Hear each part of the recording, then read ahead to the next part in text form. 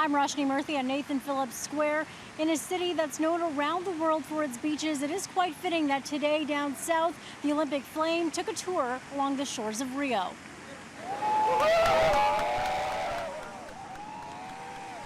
Brazilian surfing legend Rico de Souza held the torch high as he made his way toward the shore and hundreds of adoring fans. It was just yesterday that Olympic officials confirmed that surfing will be a sport in the next Summer Games. Excitement is high as Rio's opening ceremonies are set for tomorrow.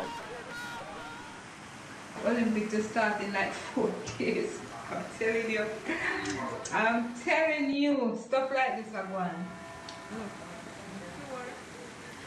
But it appears not all the venues are ready.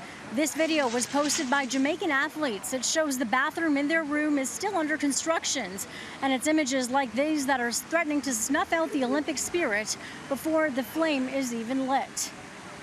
Now, these games are supposed to be historic. They are the first Olympic Games to be held in South America, but some do have fears that these games will be historic for all the wrong reasons. It seems like it's going to be a mess this year. I don't know. Because of Zika and the water and all that? Because of, yeah, everything. It's not ready yet, in any of the facilities.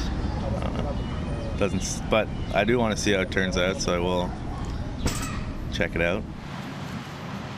From Zika to polluted waters, to infrastructure, to economy, to crime, many fear a new symbol for the Games just might be that perfect storm of problems for Rio. There's a lot of negative coverage.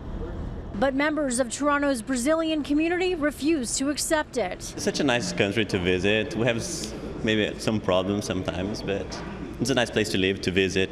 In Rio especially, it's amazing. I think they're just focusing on the bad stuff, or like we're not ready, or the Zika virus, and about the corruption in Brazil, or how dangerous it is. So they're just focusing on the bad stuff. So then that makes me upset. They may be right that you shouldn't discount the Games just yet. The problematic prelude to Rio that we've seen dominating headlines is nothing new, according to this sports marketing expert. You had Athens with facility issues. You had Sochi with bribery and cost overruns. Pollution was a huge issue in Beijing. Weather was a big challenge to Vancouver. As for Rio, their issue really is keeping the lid on the pot. As you talked about, there are a lot of problems there, and if it boils over, this could be a really interesting time. We're all hopeful that it doesn't. We're hopeful for the athletes' sake. We're hopeful for, for the country's sake, for everybody's sake. It should be a positive event. the tide already seems to be turning, and you could expect a major 180 by the time we hit the first podium. The Canadian women couldn't have set it up nicer in soccer yesterday than they did by having a 2-0 win over Australia.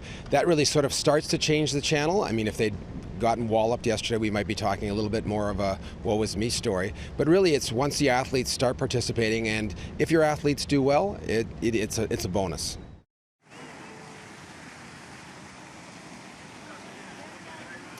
Now, Selleck says one of the more teachable moments from these Olympic Games may be that in the future, people should be making Olympic bids in a more modest fashion. He cites the infrastructure and economy issues that we're seeing with Rio this year, and also the 2004 Athens Olympic Games, which many cite as a contributing factor to that country's economic crisis.